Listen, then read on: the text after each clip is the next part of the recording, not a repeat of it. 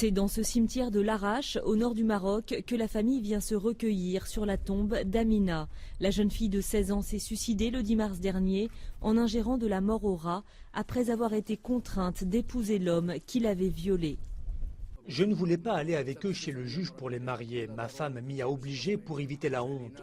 Les autorités auraient dû lancer une procédure avant qu'on en arrive là. Comment un homme qui force une fille à le suivre avec un couteau et qui la viole peut ensuite vouloir l'épouser? L'âge légal du mariage au Maroc est de 18 ans, mais les juges ont le pouvoir d'y déroger. Une fois mariée, le calvaire n'a fait que continuer pour Amina, qui était battue et maltraitée par sa belle famille. Aujourd'hui, ses proches réclament justice.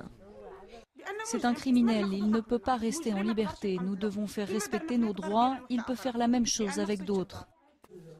La mort d'Amina vient s'ajouter à des milliers d'autres drames. Depuis des années, de nombreuses associations comme la Ligue démocratique pour les droits de la femme demandent que la loi change. En cause, l'application de l'article 475 du Code pénal marocain. Si celui-ci précise qu'un violeur est passible de 5 ans de prison minimum, il lui permet également d'éviter la sanction à une condition. L'article stipule que dans le cas du mariage du criminel avec sa victime, les poursuites cessent et donc ce criminel utilise le mariage comme une façon d'échapper à la punition. Ce drame est révélateur du conservatisme puissant qui règne encore dans la société marocaine. Dans de nombreuses familles, la perte de la virginité avant le mariage, quelles qu'en soient les circonstances, est considérée comme un déshonneur et une honte qu'il faut à tout prix cacher.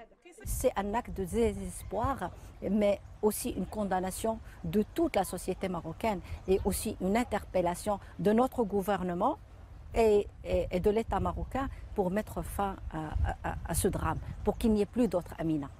La mort d'Amina a suscité une émotion très forte à travers le pays.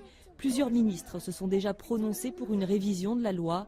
Un sit-in est prévu ce week-end à Rabat.